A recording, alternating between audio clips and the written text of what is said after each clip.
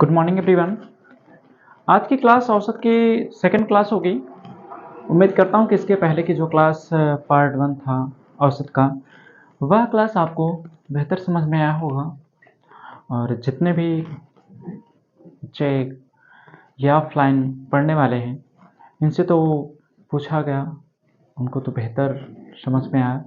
अब ऑनलाइन पढ़ने वालों से आप लोग को कितना समझ में आता है, यह कमेंट करके ज़रूर बताइएगा, ठीक है। और बता दिया कीजिए कि क्या नहीं समझ में आ रहा है, क्या समझ में आ रहा है। अगर सब समझ में आ रहा है तब भी बता दिया कीजिए। अगर कोई भी प्रॉब्लम हो रही, कोई समस्या हो रही हो, तब भी आप बता दिया कीजिए, ठीक है। तो चलिए देखते हैं आज का सेकेंड पार्ट में दूसरी क्लास जो होगी औसत की। देखिए क्लास लंबा हो जाता है, 2 घंटा के लगभग 2-2.5 घंटा हो जाएगा एक क्लास बनाने में। अगर एक ही वीडियो में एक क्लास का एक वीडियो दिया जाए तो 2 से 2.5 घंटा हो जाएगा, ठीक। इसलिए सभी क्लास को 2 से 3 पार्ट में दिया जाता है ताकि आपको भी पढ़ने में सुविधा हो, और वीडियो भी छोटा छोटा रहेगा तो पढ़ने में मन लगेगा। जैसे आप 1 घंटे मैथ पर देना चाहते थे, 1 घंटे का वीडियो, इस प्रकार से चलता रहेगा। तो चलिए देखते हैं आज का ये जो पहला क्वेश्चन है। पहला क्वेश्चन है, 4 संख्याओं का औसत 27 प्राप्त हुआ। 4 संख्याओं का औसत 27 प्राप्त हुआ तो प्रत्येक संख्या में 3 जोड़ दिया जाए। तो देखिए सामने आपके क्वेश्चन है, प्रत्येक संख्या में 3 जोड़ दिया जाए तो नई संख्या का औसत क्या होगा। नई संख्या का औसत बताइए। कोई संख्या है, 4 संख्या है। चलो देखिए इसको कैसे हल करते हैं। 4 नई संख्या, कोई भी 4 संख्या है तो संख्या को ले लीजिए x, y,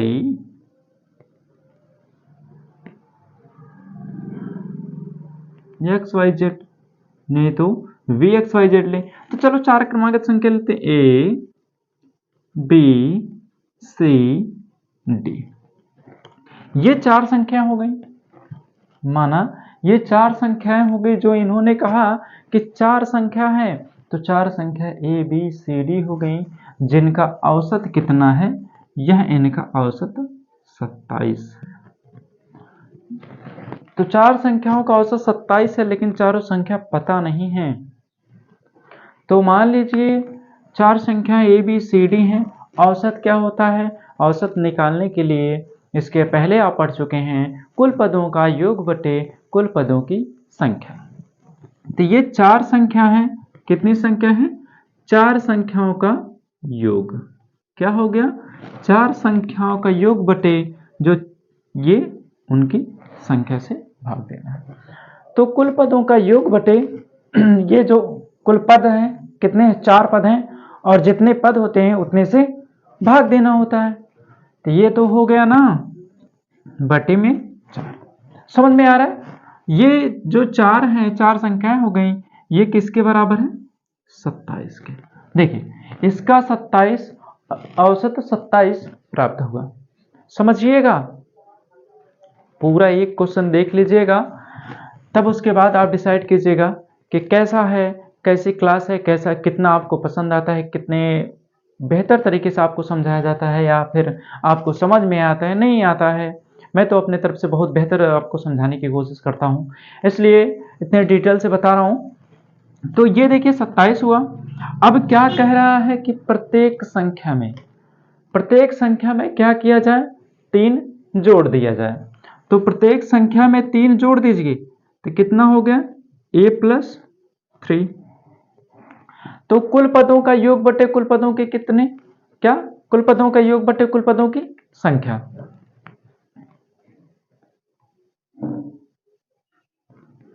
ठीक है। अब देखिए प्रत्येक पद में कितना जोड़ना है, 3। ये 3 हो गया प्लस b + 3। देखिए जैसे जैसे कहा वैसे वैसे कीजिए। प्रत्येक संख्या में 3 जोड़ना है, c + 3, d + 3 बटे का 4 बराबर का कितना, 27। ठीक है। अब देखिए ये हो गया कुल पदों का योग बटे कुल पदों की क्या हो गया, संख्या। ठीक है, नई संख्या आपको प्राप्त करना है। और आप तो जानते ही हैं ना, अब ये कैसे हल होगा। बटे में अगर दी गई संख्या हो तो बटे बराबर में हो तो बटे में करके बटे 1 करके आप उसे तिर्यक गुणा कर सकते हैं। तो यह देखिए कितना हो जाएगा, a प्लस 3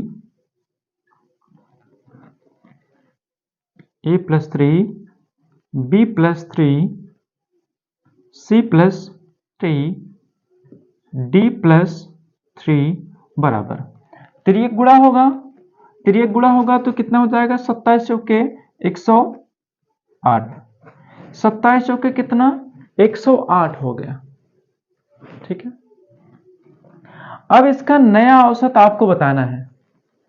तो नया औसत बताने के लिए अब इसके आगे आप क्या करेंगे, बहुत बार पढ़ाया गया है, बहुत बार बताया गया है आपको, तो ये तो क्या करना है। अब देखिए तो पुराना औसत आपका आ गया कि ये 27 था, अब इसको आप तिर्यक गुणा कहिए तो कितना हो गया 108। a प्लस बी प्लस, अब क्या करना है, अब चर अचर के बारे में आपको बहुत बार पढ़ाया गया है, आपको तो बहुत बार पढ़ाया गया है कि चर संख्या और अचर संख्याओं के बारे में। तो चर और अचर तो आपस में जुड़ते नहीं, इसलिए चर को जोड़ लीजिए। तो जब आप चर को जोड़ेंगे, चर कितना है 3 3 है, तो ये कितनी बार है 4 बार, तो 4 बार है तो 3 3 6 3 9 3 c प्लस 3 है ना, 3 3 6 3 9 3 12 12 हो गया। इन देखिए क्या कहा है, 3 संख्याओं का प्रत्येक संख्या में 3 जोड़ दिया जाए, तो इनका जो 3 जोड़ दिया जाए इनका औसत कितना हो गया 108। 108 में तो a जो ये नई संख्या बन रही है, तो ये इनका कितना हो जा रहा है टोटल का 12। इस औसत में आप क्या करेंगे, 12 को जोड़ देंगे। अब ये नई संख्या हो गई। अब इसमें आप अब बटे क्या होता है, संख्याओं का योग बटे संख्या, जो पदों का योग बटे पदों की संख्या। तो ये 12 8 कितना हो गया 120, 120 बटे 4, तो 4 1 के 4 4 3 12, ये आ गया कितना 30। ये हो गया इनकी नई संख्या का औसत। नई संख्या का औसत कितना हो गया 30। फिर से एक बार आपको बताना चाहेंगे, देखिए ये कहा है 4 संख्याओं का औसत 27 है, 4 संख्याओं का औसत हमने ले लिया 27 है। जो नियम होता है वो बता रहा हूं कि कुल पदों का योग बटे कुल पदों की संख्या कर लिया गया, उसके बाद नई संख्या, तो प्रत्येक संख्या में 3 जोड़ दिया जाए, तो प्रत्येक संख्या में 3 जोड़ रहे हैं, अब यही तो ज्ञात करना था। तो ये जो a b c d किसके 27 के बराबर है, 3 जोड़ा गया, तो इनके औसत में देखिए 3 जोड़ दिया गया पदों की संख्या। जब बटे में पदों की संख्या हो गई तो बराबर होता है, तो आपको पता है कि बटे 1 करके आप तिर्यक गुणा कर सकते हैं। तो 27 चौके 108 हो गया। 108 में ये वाला जो इनके प्लस 3 सब में जोड़ करके नई संख्या बनाई गई थी उनको औसत में जोड़ देंगे, तो 108 प्लस 12 120 बटे कितनी संख्या है 4 हैं, तो 4 से भाग दे देंगे, 30 चौके 120। ठीक है, ये देखिए आ गया इसका आंसर। लेकिन इतना करने का समय किसके पास है, एग्जाम में जब बैठे हैं आप तो इतना करने का समय किसी के पास तो होता नहीं है।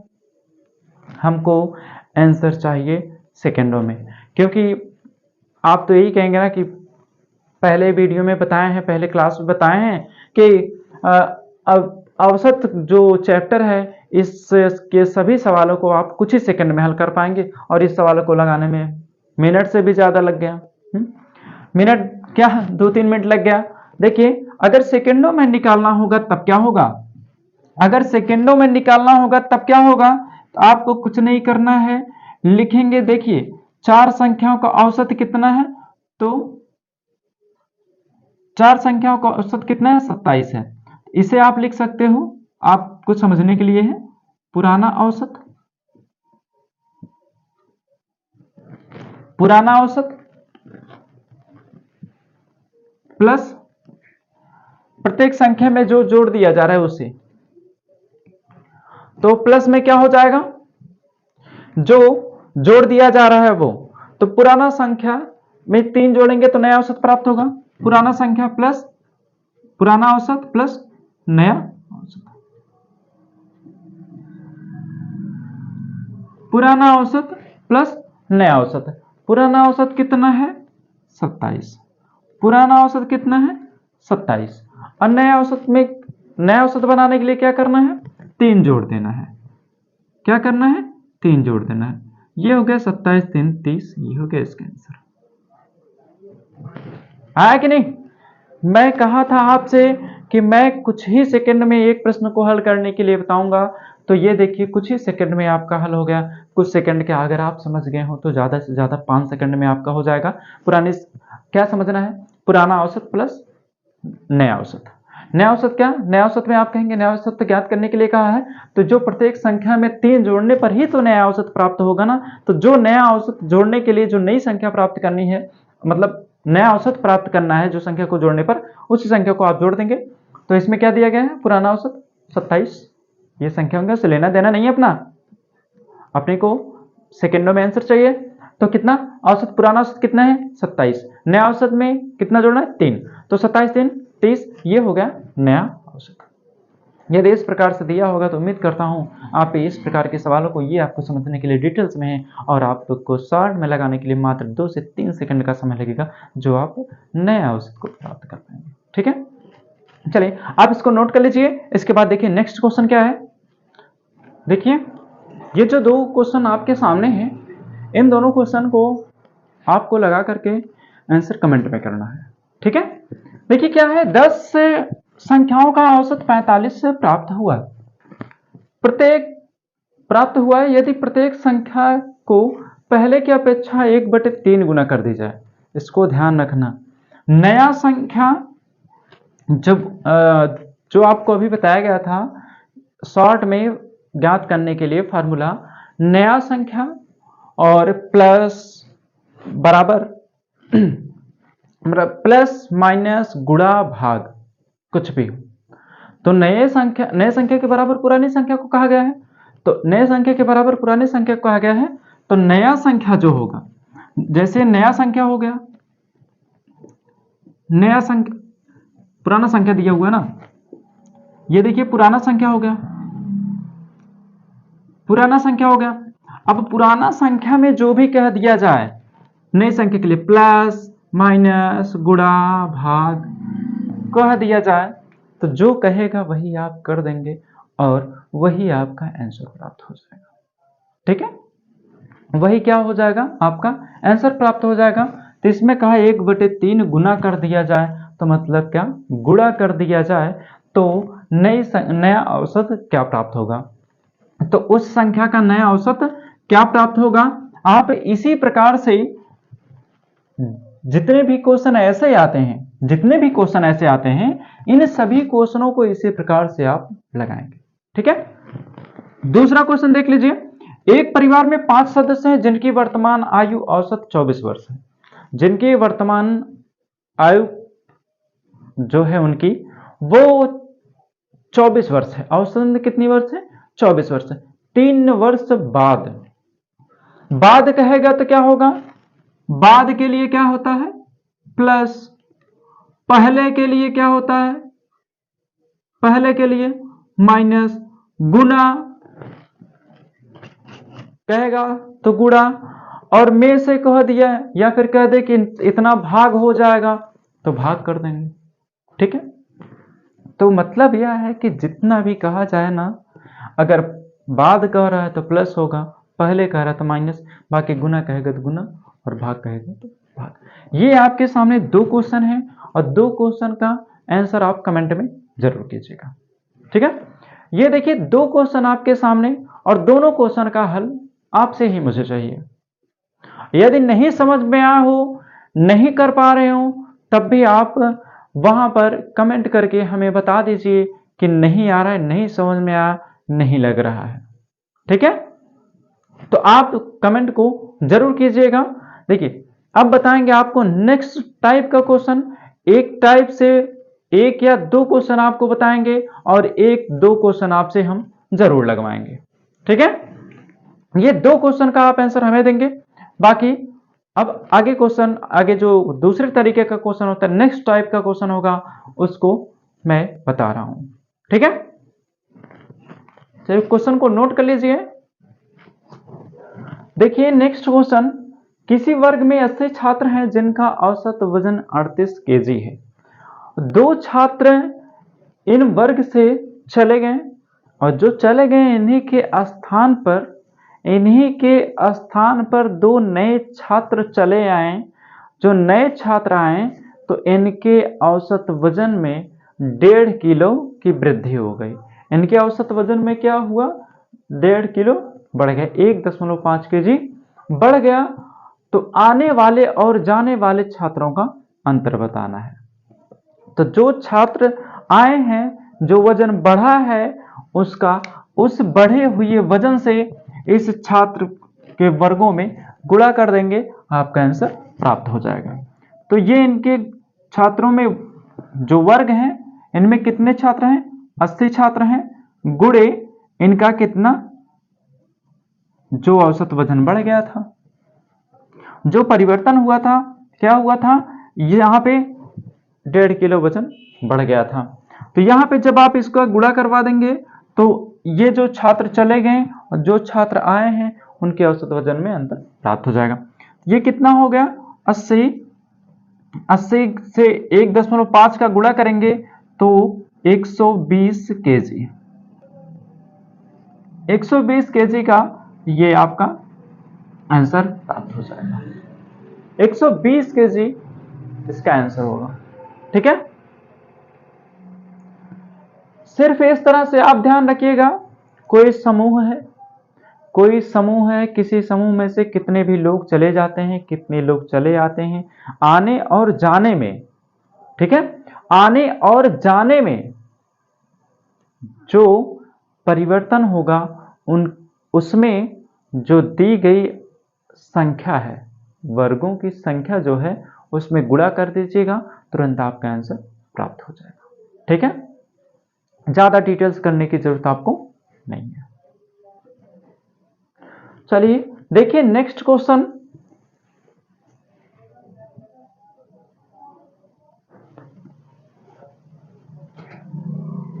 देखिए ये क्वेश्चन, एक आदमी एक शहर से दूसरा शहर, कहां पर, एक शहर से दूसरा शहर जाता है। तो कितने शहर जाता है, 2 शहर। तो 2 शहर कह दीजिए या फिर आने जाने का दोनों, तो 2 हो गया। तो एक जाता है एक स्पीड से, तो कितना, एक स्पीड से जाता है गुणे दूसरे स्पीड से वापस आता है। एक स्पीड से जाता है गुणे दूसरी स्पीड से आता है, तो बटे, देखिए प्रश्न से ही आप देख लीजिए, एक आदमी एक शहर से दूसरा शहर, कितने शहर, 2 शहर, उनकी स्पीड, पहली स्पीड गुणे दूसरी स्पीड बटे पहली स्पीड प्लस दूसरी स्पीड। तो यहां पर क्या करना है, पहली स्पीड प्लस दूसरी स्पीड हो गया। अब आप यहां पर कुछ नहीं आपको करना है, आप सिर्फ और सिर्फ इसका मान रख दीजिए। तो ये 2 हो गया, 2 ऑलरेडी है। 2 देखिए जो ये फार्मूला बनाया गया है, इस फार्मूले में पहले से 2 उपस्थित है और इसकी पहली चाल कितनी है, 8 किलोमीटर प्रति घंटा गुणे दूसरी चाल 6 किलोमीटर प्रति घंटा। तो ये प्लस, अब पहली चाल प्लस दूसरी चाल बटे में पहली चाल प्लस दूसरी चाल, जब आप इसका गुणा करेंगे तो 8 छक्के 48 दूना 96, 96 अपान 14, 8 6 14, ये हो गया। देखिए इसको आप भाग दीजिए, इसको जब आप भाग देंगे तो कितना आ जाएगा, 14 छक्के 84, कितना हो गया, 14 छक्के 84, कितनी बार गया, 6 बार, 6 बार गया है, बचा कितना, कितना बचा, 12, कितना बचा, 12 बटे 14। तो 2 छक्के 12, 2 सत्ते 14, तो यह आपका आंसर हो जाएगा 6 सही 6 बटे 7, ये हो गया आपका आंसर। ठीक है, देखिए जितनी भी सवालें बताई जाएंगी आपको मेरे द्वारा, सभी सवालों को आप सिर्फ कुछ ही सेकंड में हल कर पाएंगे। सिर्फ जो शब्द पर आधारित प्रश्न होते हैं उनके शब्दों को समझना है आपको। अगर उनके शब्द को आप समझ गए तो आप आंसर को आप जस्ट सेकंडों में ही दे पाएंगे। अब जस्ट कुछ ही सेकंड में, जस्ट 5 सेकंड में इनको आप आंसर दे सकते हैं। कब? जब आपका कैलकुलेशन बहुत फास्ट होगा तब। मैं आपसे बार बार कहता हूं कि मैथ को यदि फास्ट करना है तो आप अपनी कैलकुलेशन को फास्ट कीजिए, उसके साथ साथ शॉर्ट तरीका सीखिए, क्योंकि जो आज हमारे एग्ज़ामों का, हमारे कंपटीशन एग्ज़ाम होते हैं, उन सभी एग्ज़ामों में मैथ या फिर किसी भी क्वेश्चन को लगाने के लिए मैक्सिमम 30 सेकंड का समय दिया जाता है। 30 सेकंड के अंदर में ही आपके इन सभी क्वेश्चनों को हल करना होता है। तो जब आप स्टार्ट करेंगे तभी, जो पहले पढ़े हैं ना हम लोग, आप सभी भी पढ़े होंगे कि माना पहली चाल बराबर x, दूसरी चाल बराबर y, ये सब करने का समय अपने लोगों के पास अब नहीं है। तो हमको किस प्रकार से इस सवाल को लगाना है, लेकिन वो भी विधि आना जरूरी है, क्योंकि वह आपको भी आना चाहिए। तो आना भी चाहिए, लेकिन ये परीक्षा में सॉल्व करने के लिए, परीक्षा में हमारे पास टाइम कम होने के लिए ऐसे तरीकों से ही आप कुछ ही सेकंड में प्रश्न को हल कर पाएंगे। एक चीज़ और आपके लिए है कि आप इस चीज़ को ध्यान रखिए कि आपके घर में जो अभी बच्चे पढ़ रहे हैं, आपसे छोटे जो भी हैं, उन बच्चों का आप विशेष ध्यान दीजिए कि जब वो सीख रहे हो ना, तो वो डिटेल के साथ साथ वो शार्ट भी जरूर सीखें। ये शार्ट सिखाना जिम्मेदारी आपकी है। शार्ट सिखाने की जिम्मेदारी आपकी है। यदि वह शार्ट और डिटेल्स को अभी से सीखते रहेंगे तो उनका फ्यूचर बहुत जल्द ही ब्राइट हो जाएगा। ठीक है, तो देखिए नेक्स्ट क्वेश्चन। देखिए ये जो आपका क्वेश्चन आपके सामने है, किसी फैक्ट्री में सभी कर्मचारियों का औसत वेतन 3264 रुपये है। क्या है? देखिए इसी से ही आपको लगाना है समझ करके। सिर्फ प्रश्न को समझेंगे आप, उसको हल बहुत आसानी से कर पाएंगे। तो क्या है? किसी फैक्ट्री में सभी कर्मचारियों का औसत वेतन, तो औसत वेतन बराबर औसत वेतन बराबर क्या है? औसत वेतन बराबर जितने लोग का वेतन से, देखिए क्या है, किसी फैक्ट्री के सभी कर्मचारियों का औसत वेतन 3264 रुपए है तथा अब जितने की संख्या बता दी गई हो, तो सिर्फ इसमें कर्मचारियों में 14 सुपरवाइजरों को बताया गया है। तो ये जो 14 सुपरवाइजर हैं, तो इनकी संख्या हो गई। अब गुणे में या ब्रैकेट में आप लिख सकते हैं, देखिए वैसे वैसे करते जाए जैसे जैसे कह रहा है, तो इतना हो गया। तब औसत वेतन, अब 14 सुपरवाइजर हैं, तो 14 सुपरवाइजरों का वेतन कितना है? 6000 रुपए। कितना है? 6000 रुपए। अब इसी वेतन में से माइनस करेंगे तब तो आपको प्राप्त होगा, हाँ घटाने पर ही तो मिलेगा ना। तो कितना? 6000 है। यदि शेष कर्मचारियों का औसत वेतन 22 रुपया है, शेष कर्मचारियों का वेतन कितना है? 22 रुपया। तो शेष कर्मचारी का वेतन 2200 रुपया होगा। ठीक है, ये देखिए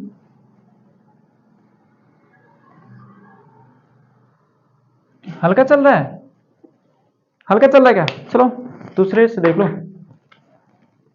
तो शेष जो कर्मचारी हैं, अब इसमें बात क्या करनी है आपको कि ये देखिए पहले तो 14 कर्मचारी हो गए, 14 कर्मचारियों में 14 सुपरवाइजर हैं जिनका वेतन 6000 है। 6000 से आपको माइनस कितना करना है? तो जो ये इनके वेतन है, कर्मचारियों का औसत वेतन, बटे। अब बटे में तो अभी और जो बचा है उसको भी तो बटे करना है। तो फैक्ट्री में सभी कर्मचारी से भाग देंगे ना, जितनी संख्या होती है, जितना सब होता है उसी में से भाग दिया जाता है। जब उसमें से भाग देंगे तो कितना? सभी कर्मचारी कितने हैं? 3264। सभी कर्मचारियों का औसत वेतन कितना है? 3264 रुपया। अब 3264 है, लेकिन इसमें से कुछ लोगों का बता दिया है। कितने लोग का? 14 लोग का। कितने लोग का बता दिया है? 14 लोग का 6000 है। तो यदि शेष 14 लोग को 6000 बता दिए तो उनको छोड़ दीजिए, जिनका बता दिए उनसे हमसे कोई लेना देना है नहीं। तो यहाँ पर जो और शेष कर्मचारी, तो 3264 जो था शेष औसत वेतन जो था सभी का था, उसमें से 6000 माइनस कर दिए, 6000 निकाल दिए, तो जो बचा क्या? 2200। कितना बच गया? 2200 बचा। कितना? 2200। अब इसी को आप हल कर दीजिए। आप जब घटाएंगे 6000 से जब 2200 घटाएंगे तो कितना आएगा? 6000 से 2200 माइनस कीजिए। देखिए तो ये क्या है, सभी सो जो माइनस किए तो इतना आपका आ गया। अब इसको आप जब करेंगे तो कितना हो जाएगा? तो घटाने पर, इसको घटाने पर 14 गुणे, अब 6000 से जब आप 22 माइनस करेंगे तो कितना आ जाएगा? 3800। कितना आ गया? 3800 बटे 3264 से आपको माइनस करना है 22, तो माइनस करेंगे तो आ जाएगा 1064। कितना आ गया? 1064। अब देखिए फैक्टर आपको करना है, ठीक है, काटना आपको है। अब इसका आंसर आ जाएगा आपका 50। ये काटने पर प्राप्त होगा 50। कैसे? थोड़ा सा काट दें। देखिए 2 से 2 सत्ते 14, जब आप 2 से इसको काटेंगे कितना आ जाएगा? 532। 532 हो गया, ठीक है। अब 2 से इसको जब काटेंगे तो कितना हो जाएगा? 19। अब जब आप 2 से इसको काटेंगे तो कितना हो जाएगा? 2 दूनी 4, 2 छक्के 12, 2 छक्के 12, 266 हो गया। अब आप इसको आप यहां से आप काटेंगे, छोटा कर दिए काट करके, अब इसको आपको काटना है, ठीक है। तो जब इसको आप काटेंगे तो प्राप्त होगा 50 आंसर होगा, ठीक है। आप इसको हल कर लीजिएगा। देखिए नेक्स्ट क्वेश्चन, यदि 7 संख्याओं का औसत कितना है? 15। 7 संख्याओं का औसत 15 है। कितना? यदि 7 संख्याओं का औसत 15 है और सभी संख्याओं में 9 जोड़ दिया जाए तो, सभी संख्याओं में कितना? 9 जोड़ दिया जाए, इनका कितना है भैया? 7 संख्याओं का औसत 15 है, ठीक है। अब सभी संख्याओं में 9 जोड़ दीजिए, तो 9 जोड़ दिए, 15 संख्याओं में 9 जोड़ना है, 15 संख्या में 9 जोड़ दिए, 15 9 कितना? 24। तो इन संख्याओं का प्राप्त औसत कितना हुआ? 24। कितना हुआ? 24। तो देखिए यदि 7 संख्याओं का औसत 15 है और सभी संख्याओं में 9 जोड़ दिया जाए तो प्राप्त संख्याओं का औसत कितना? 24 होगा। 15 प्लस 9, 15 संख्या में तो 9 जोड़ना है, तो सभी संख्या में जोड़ने पर प्राप्त आपका हो गया 24। 15 9 24। इस प्रकार का क्वेश्चन एक पहले भी करवाया गया था, ठीक है। अब देखिए थोड़ा सा समय कम होने के कारण ये फैक्टर हम पूरा नहीं कर रहे हैं, आप इसको जरूर कीजिएगा, ठीक है। अभी देखिए यहां तक तो जितने भी टाइप के एवरेज से प्रश्न पूछे जाते हैं, सभी प्रश्नों को जितने भी टाइप होते हैं ना, सब में से एक एक करवा दिया हूं।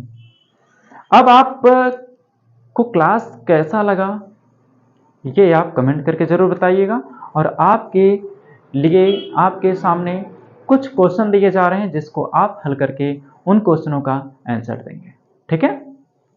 आंसर जरूर दिया कीजिए। आप लोग आंसर नहीं देते हैं तो कैसे पता? कहते हैं समझ में आ गया, कहते हो ना समझ में आ गया, लेकिन कैसे पता समझ में आ गया है? हाँ, मन में समझ करके बैठ गए, अपने आप से कलेक्टर बन गए, मन में बन करके बैठ गए तो हो गए क्या? हाँ, जो भी फॉर्म डालता है पहले, हाँ आपकी बार मैं हो जाऊंगा, लेकिन एग्जाम देने के बाद क्लियर होता है ना। तो उसी प्रकार से जब आप प्रश्न को भी सीखते हैं ना तो आपको लगता है सीख गए हैं, लेकिन जब तक आप हल नहीं करेंगे, हल करके आंसर नहीं देंगे, तब तक आपको पता नहीं चलने वाला है कि आप कितना सीखे, कितना बेहतर सीखे हैं, और एग्जाम में भी कितना क्वेश्चन को आप अटेम्प्ट कर सकते हैं, कितने क्वेश्चन को आप सही सही हल कर सकते हैं, ठीक है। तो देखिए आपके सामने कुछ क्वेश्चन दिए जा रहे हैं, उन क्वेश्चन का भी आप आंसर जरूर देंगे, ठीक है। देखिए आपके सामने ये 5 क्वेश्चन, इन 5 क्वेश्चन का आप हल जरूर करेंगे, आंसर आपको जरूर देना है, ठीक है। अब इसी के साथ इस चैप्टर की समाप्ति होती है औसत। नेक्स्ट चैप्टर कल स्टार्ट होगा और इस चैप्टर का आप रिवीजन बहुत अच्छी तरह से कर लीजिएगा। सभी जितने भी प्रश्न पूछे जाते हैं ना इस तरह से, इस चैप्टर से, इन चैप्टरों से जितने भी प्रश्न पूछे जाते हैं, सभी टाइप के एक एक क्वेश्चन आपको करवा दिए हैं, ठीक है ना जी। हाँ जी, रिवीजन करते रहिएगा। नेक्स्ट क्लास में नेक्स्ट चैप्टर, नए चैप्टर के साथ मुलाकात होगी। तब तक आप रिवीजन इसको जरूर कीजिएगा। बार बार आपसे कहते हैं रिवीजन कीजिएगा, जितना आप रिवीजन करेंगे उतना ही फास्ट आपका चैप्टर होगा, ठीक है। लेकिन इसका आंसर आप जरूर दीजिएगा।